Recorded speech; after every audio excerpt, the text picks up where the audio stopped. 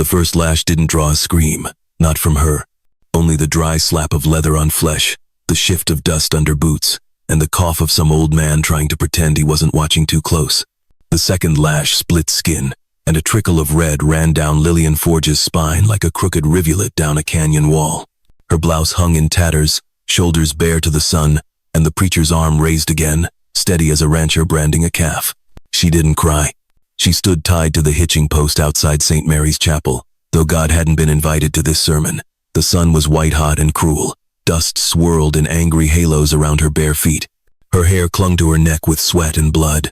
The townsfolk watched from the shade, men with their hats low, women with judgment in their mouths and pity they mistook for prayer. Reverend Cole's voice rang out between strikes, each word flung like stone. Fornicator. Crack. Blasphemer. Crack. Womb of sin. The words stung more than the whip, not because she believed them but because part of her once had. That part had died months ago, out in the hills, when Caleb Holt abandoned her and rode home to a daddy with money and a last name carved into the cattle brand. She had begged no one, not then, not now. Her eyes stared forward, past the faces, past the church, toward the hills, toward silence. Her lips split, but she didn't flinch. She had buried a husband at 23 and built iron gates with hands no man in town could outmatch. She'd earned this pain. Cole stepped back to catch breath, the whip limp in his hand, sweat soaking his collar. That's when the stranger moved. Boots scraped gravel just once, just enough. The preacher turned. He came out of the heat shimmer like a mirage. Long duster faded gray, hat low, no badge, no Bible. His boots were caked in old road and old sins. He walked with the slow certainty of a man who'd seen too much and told no one. No one recognized him. He stopped 5 feet from the post. The preacher's voice faltered. "You got no business here, mister." The man didn't speak, just looked, not at Cole, at Lillian. Then he stepped forward, slow but sure, and pulled a knife from his belt. A gasp rippled through the crowd like wind through dry wheat. "Sheriff," someone called, but no one moved, not even the sheriff. The quiet man, because that's what they'd call him, later sliced the rope at Lillian's wrists. She slumped, knees buckling, but he caught her before she hit dirt. Her blood stained his coat. He didn't flinch, just lifted her, arms beneath legs and back, as if she weighed less than the sin they'd tried to burn off her. She looked up at him, dazed. He said nothing. Then he turned and walked, right past Reverend Cole, past the church, through the dust. The townsfolk parted like cattle sensing a storm. No one stopped him. No one ever asked why he came. But they would. They'd ask it when the forge lit again. When the preacher lost his voice. When the boy with no father was born to a woman who refused to kneel. They'd ask, and never get an answer. Because the quiet man didn't come to speak. He came to carry. And what he carried out that day was not just a woman. It was something the town had long buried. The truth that silence, sometimes, speaks louder than God. The blood on his coat had dried to the color of rust. By the time the quiet man reached the edge of town, the sun had dropped low and mean, staining the sky with streaks of copper and ash. No one had followed. No posse. No preacher. No townsman bold enough to test the weight of silence. The shack came into view where the trail split the mesquite half swallowed by the land, forgotten like a grave with no name. Wind creaked the boards and sighed through the broken slats like a ghost too tired to haunt. He kicked the door once with the heel of his boot. It opened with a moan. Inside, dust, old tobacco smoke, a crooked stove with its pipe bent like an arthritic limb. One window, cracked and fogged, a cot with busted legs. The place stank of mice and abandonment. But it was dry, and alone. He laid her on the cot like she was made of something breakable. Lillian stirred, eyes half-lidded, lips dry and cracked. She didn't speak. He poured water into a tin cup from his saddle flask and tipped it to her mouth. She drank like someone who wasn't sure she deserved it. Blood from her back had soaked through her blouse, and the lashes had left welts deep as wagon ruts. He took off his coat, laid it across her like a blanket. Then, without a word, he sat down on the floor across from her, back against the wall, and drew a small pouch from his pocket. Inside was a locket dull silver, etched with a worn starburst. He rubbed it once with his thumb, then closed his hand around it and stared into the fireless stove. Lillian blinked. That locket. Her voice was a rasp, just smoke in her throat. He looked up. "My husband had one just like it," she said. He didn't reply. She tried to sit, failed, and lay back with a hiss. "Yours." His name. The quiet man held her gaze. Then, slow as molasses, He set the locket on the edge of the windowsill. The dying light struck its edge. Her breath caught. It can't be. The locket swung slightly, catching wind from the broken pane. She stared at it like a memory had just crawled out of the dirt and asked her to dance. But he said nothing. The night stretched long and bitter. Somewhere out on the prairie, a coyote yipped once, then silence closed in like a lid. He boiled water over the stove, wrapped cloth around her wounds, and when she grimaced, he didn't flinch. "You knew him?" she finally asked. Still, no answer. She studied his face, the scar along his jaw, the burn near his collar, the eyes that seemed to carry old fire. Somewhere in there was a story, but he guarded it like a dying man guards warmth. "Were you there when he fell?" A pause. Then he nodded. That was all. It was enough. Morning came with no apology, just the weight of another sky and a sun already hungry for skin. She tried to stand. Her knees buckled. He caught her by the arm, held her up with the ease of someone who knew broken things. "Why?" she asked. He tilted his head. "Why help me?" The question hung there between them like dust in a shaft of light. He didn't answer, not because he couldn't, but because some truths, once spoken, lost their shape. Instead, he reached behind him and placed a folded cloth on the table. It was a strip of faded red calico torn from her husband's shirt, the same one he'd worn the day he never came back. Her fingers trembled as she touched it. "Your name?" she whispered, but he was already turning, grabbing his rifle, checking the chamber. Outside, the wind was changing, the kind of change that carried footsteps behind it. He paused at the doorway, said nothing, but this time he looked back, long and hard, like he wasn't sure if what he'd just given her was comfort or warning. And then he walked out into the red dust, swallowed again by the land that forgets most names except the ones spoken in silence. The forge had been cold for weeks, cold and quiet. Now it stirred. Smoke rose thin and uncertain from the chimney, like a ghost learning to breathe again. Sparks flared behind warped shutters. The anvil, rusted and silent since Lillian's arrest, now rang out with the slow, heavy music of rebirth. Clang, then silence. Clang, then breath. The sound echoed through the street like a sermon no one asked for but couldn't ignore. People paused, glanced. A boy stopped mid-step with a sack of feed. A rancher slowed his horse. The mayor's wife, passing in her buggy, tugged her gloves tighter and looked away too quickly. The woman they'd seen lashed bloody days ago was back, not begging, not hiding, not asking permission, just hammering. Inside, the heat hit like a wall. The forge crackled with orange light. Sweat darkened Lillian's shirt at the back and collar. Her hands, bandaged and raw, gripped the hammer like it was a promise. The quiet man stood near the bellows, silent as always. He had replaced the broken leg on the workbench, mended the leather strap on the quenching bucket. Now he watched her, not intruding, not instructing, just steady. Lillian's strokes weren't clean. Her rhythm faltered. Her breath came in gasps, but she didn't stop. "Don't need your pity," she muttered through gritted teeth. He didn't answer, just tossed another log into the coals. Her eyes flicked toward him quick, unsure, but she said no more. Hours passed. The metal took shape, a horseshoe first, then a gate hinge. Simple work, familiar. The world outside blurred behind soot-stained windows. Inside, it was all fire and focus. Each clang drove deeper into the marrow of her memory. She remembered hammering beside her husband in this very shop. He joked too much, never wore gloves, called her Iron Lily, and swore no man south of Kansas could outwork her. He'd been right until a Comanche arrow made her a widow and left the forge quieter than a coffin. Lillian turned the iron with tongs, pressed it against the horn of the anvil, struck again, this time with more force, more control. The pain in her back flared, but she welcomed it. It was proof she still had a body to hurt.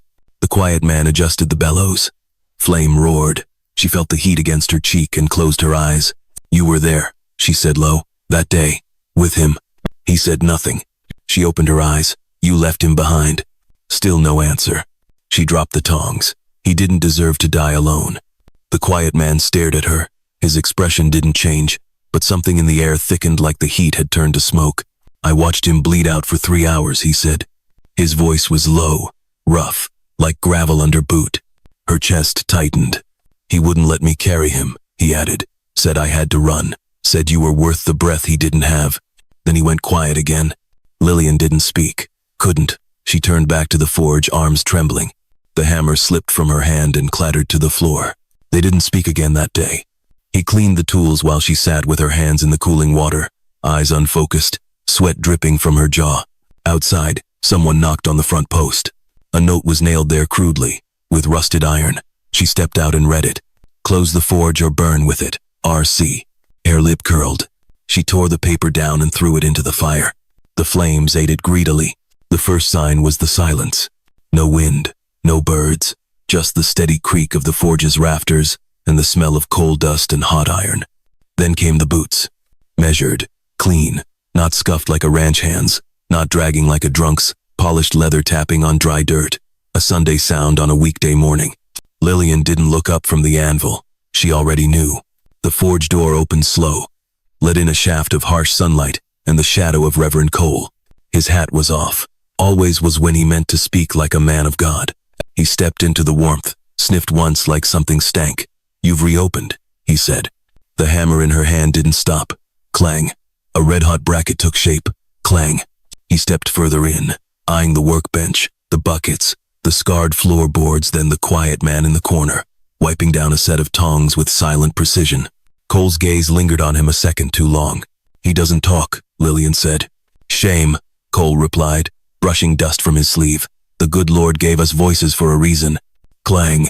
The sound echoed. It felt heavier this time, like the anvil itself was listening. Cole walked to the window and looked out at the street. His tone turned gentle, like sweet poison. "I remember your husband well. Stood tall at church, built strong gates, honest hands." He turned. "Shame he died like he did." Lillian didn't take the bait. Cole walked back toward the fire. "The town's worried, Lillian. They whisper. The preacher shows mercy, and you answer with defiance." "You showed mercy?" she said without looking up. He ignored the question. "People talk. About you. About that thing growing in your belly." Lillian stopped hammering. "That child's the fruit of sin," he went on, voice colder now. "And sin, like rot, spreads when left unchecked." Behind him, the quiet man tensed, not enough for a threat, but enough to feel. Lillian turned to face Cole, sweat streaking dirt down her cheek. "Funny," she said, "that you preach judgment but never speak of Caleb Holt." Cole's jaw tightened. She stepped forward, holding the still glowing metal. "He put this child in me, then vanished like smoke. And you? You lash the woman and pardon the man. What does your Bible say about that?" Cole looked at the quiet man again, then back at her. "I won't argue scripture with a blacksmith." "No," she said. "You only punish them." A long pause followed. The fire hissed. The bellows groaned once. "I came to offer warning," Cole said at last. "Repent, close the forge, return to grace, or the town will decide for you." "Let it," she said. Cole didn't flinch, but something behind his eyes broke. "You think him," he nodded toward the quiet man, "can shield you? He's not your salvation. He's a curse-wearing skin." Still no reply from the stranger, just the quiet click of iron on wood. Cole moved to the door. "God watches, Lillian, even when you hammer." She walked to the fire, picked up the bracket with tongs, plunged it into the water. Steam hissed and rose. Cole turned once more at the threshold. "The Lord smites in silence. Don't forget that." She didn't turn. The door closed behind him. Outside, boots faded down the road. Inside, the forge breathed again. The quiet man moved toward the fire, picked up a bent horseshoe, and studied it. Lillian didn't look at him. "Was he wrong?" she asked. He didn't answer. Not with words. He placed the horseshoe back down, turned, and left through the back without a sound. The coals were still glowing when she found the locket again. It had slipped between a crack in the windowsill, caught behind a warped slat of wood. She'd seen the glint during cleanup, just a shimmer, like moonlight catching on a rattler's scale. She pried it loose, turned it over in her palm, still warm from the sun, still heavy with a name, never spoken. The quiet man sat outside by the trough, sharpening a hoe with slow, deliberate strokes, metal on stone, stone on silence. Lillian stood at the window, watching him. She hadn't asked him to stay, he just hadn't left. Not after the preacher's visit, not after the threats, not even after she'd hurled a hammer across the shop last night when the pain in her back returned like a ghost too familiar to fear. Now, in the hush between strikes, the locket felt heavier than iron. She slipped it into her pocket and walked out. Evening came like smoke, slow and thick, with the sun bleeding orange across the hills. Inside the forge, the fire flickered low, casting long shadows against the walls. They worked side by side, as they had for days. No words, just the rhythm of tools, of breath, of tasks, passed back and forth like secrets too old to name. Lillian set a twisted wagon axle on the bench. "Third one this week," she muttered, voice hoarse from heat. The quiet man nodded once, took his seat by the vise. She hesitated, then sat beside him, close enough to hear the rasp of his breath, far enough to pretend it meant nothing. For a long moment, neither moved. Then she said it. "You carry it too, don't you?" He didn't look at her, just kept filing the edge of the iron. Sparks rose between them. "The guilt," she added. Still, nothing. She reached into her pocket, pulled out the locket, and placed it gently on the bench between them. The firelight caught the worn engraving. "I dream of him," she said, "always in his old shirt, the red one. He's never angry in the dream, just tired." The file stopped. "I hear his voice in the hammer," she whispered, "when it strikes clean, like he's telling me I still got time to be something more than broken." The quiet man's jaw twitched. "I think maybe he's the reason you're here," she said, "not just to save me, but to be saved." He finally looked up. Their eyes met across flame and steel. He reached forward, touched the locket once, then pushed it back toward her. "You keep it," he said, his voice barely more than a wind in the canyon. She swallowed hard. "You ever think maybe forgiveness don't come from God or men?" He nodded. "Then where?" A pause. Then, from the fire. Outside, thunder grumbled low on the horizon. The smell of wet dirt curled into the air, a storm riding in slow. Lillian stood, bones aching, her belly heavy with weight she hadn't asked for but would never deny. She picked up the cooled axle, examined the joint. Not perfect, but strong. "Gonna need to ride to the ranchers in the morning. Bring this over." "I'll go," he said. "No," she replied. "It's time I faced them, all of them." He didn't argue, just nodded. That night, the forge burned a little longer. Long enough for the town to notice. Long enough for someone to slip through the shadows behind the chapel, down the alley, and leave a sack soaked with kerosene near the side wall of the blacksmith's shop. But no match was struck. Not yet. Just the promise of one. She woke before the sun, long before the town stirred. The air was heavy, still, a kind of stillness that didn't belong to sleep or rest but to waiting. It sat in her lungs, in her bones, like the weight of something unfinished. Rain tapped on the roof light at first, like fingers brushing tin. It hadn't rained in weeks. Dust had crusted everything. Even the windows had worn a skin of red. But now, it came. Soft, steady, a lullaby for the forgotten. Lillian sat on the edge of the cot, hand resting on her belly. The baby hadn't moved yet today, just a quiet throb of presence beneath her palm. The floor creaked beneath her bare feet, cold boards, splinters. She moved through the room in rhythm with the rain, unspoken steps, familiar shadows. The forge sat quiet, coals long dead, the hearth dark and open like a mouth that had nothing left to say. She lit the lamp. It flickered once, twice, then caught. The flame painted her face in uneven gold. It danced against the wall and made her eyes look older than her years. She moved to the workbench. The tools were there, as they always had been, a row of metal memories, tongs, files, a hammer with a worn handle, smooth from years of sweat and callus. She ran her fingers across them like they were names carved into headstones. She took the locket from the windowsill again. The chain had snapped. A simple thing, the kind of break you don't notice until it's too late. She opened it. No photo inside, just a scrap of leather tucked into the clasp. A name, faintly etched in ink, worn down, like memory rubbed raw. She closed it and pressed it to her lips. "I forgave you the moment I saw him die." The thought came without force, without demand. Just truth. Like rust, slow but certain. Outside, the wind shifted. She opened the door and stepped out onto the porch. Rain touched her skin cool against the heat of an August morning. The horizon was gray, the kind of gray that didn't promise cleansing, only delay. She saw the church steeple through the mist, just barely. Still standing, still waiting, like judgment with a cross nailed to the top. Her eyes drifted to the forge, the door ajar. It shouldn't be. She moved toward it. Inside, quiet, everything in place, except one thing. A piece of fabric wet, smelling faintly of kerosene tucked beneath the bellows. Her breath caught. She crouched, touched it, then pulled her hand away. No flame, not yet. But someone had come. Someone had wanted the fire to start, and then changed their mind, or got interrupted, or were waiting for a better time. That night, she didn't light the forge, didn't boil water, didn't hammer. She just sat by the fireless hearth, holding the locket, the damp cloth folded beside her like a warning written in smoke. She thought of the boy in her belly, of the man who had carried her from the post, of the husband buried beneath stone and brush, of the town that watched but never spoke. She thought of the wind, how it never asked who built the town, just scattered its dust like all things deserving erosion. The wind changed at noon. It came down from the north like a warning, dry and sharp-edged, carrying the scent of mesquite smoke and something older like blood dried on iron. Horses grew restless in the stables. Chickens wouldn't roost. Somewhere out past the ridge, thunder cracked once and didn't echo. Lillian felt the first pain just after she dropped the coal bucket.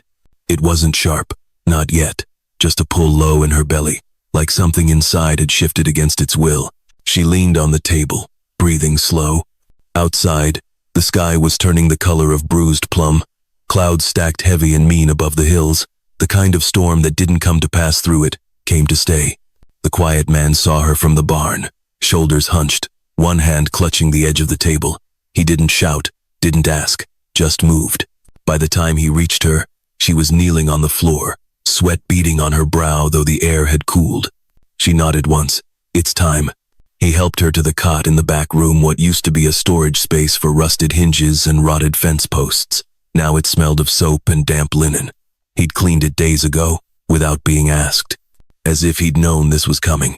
The sky cracked again, closer this time. The wind banged the shutter loose. He latched it down.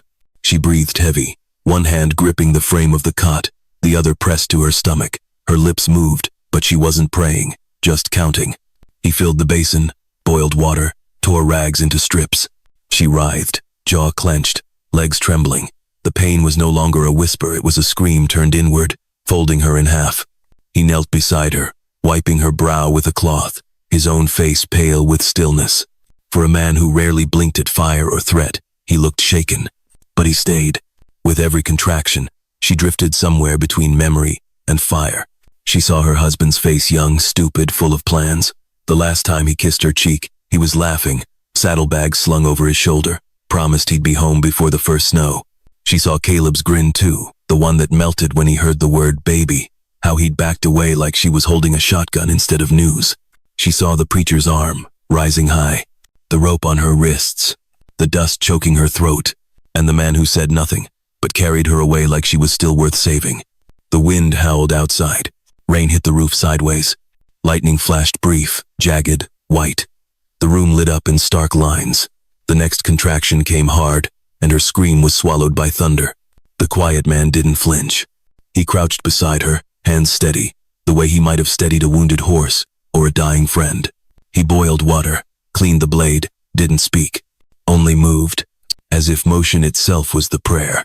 Hours passed. The pain slowed, then surged again. She thought she might pass out, but didn't. The storm raged, and still, she fought. By nightfall, the wind had broken one shutter loose and torn part of the roof, but the baby came anyway. Slick, red, wailing, alive. The first sound he made was louder than thunder. It pierced the quiet man's ribs like a knife. He wrapped the boy in linen and handed him to her. She held her son like she held a hammer tight, like it meant something, like it always would.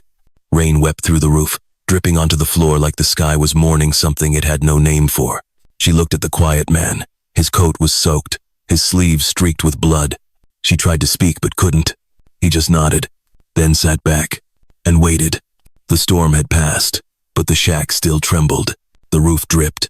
The fire had nearly gone out. One broken shutter flapped loose in the wind, tapping the wall like a forgotten knock. The newborn slept swaddled in her husband's old shirt, threadbare, red, torn down the side, but still warm from her chest. The baby's breathing was shallow, but even. A tiny mouth parted, lips chapped from first cries. Lillian sat propped against the wall, too tired to think, too wired to sleep. Her hair clung to her neck, her arms ached from holding, her legs barely worked, and yet she'd never felt more alive. The quiet man crouched by the hearth, coaxing the coals back to life. His hands were streaked with soot and blood, his knuckles split. The front of his shirt was dark with rain, sweat, and something older. He worked in silence. The fire caught slowly. When it did, it lit the room in flickering orange, made the shadows stretch tall and strange.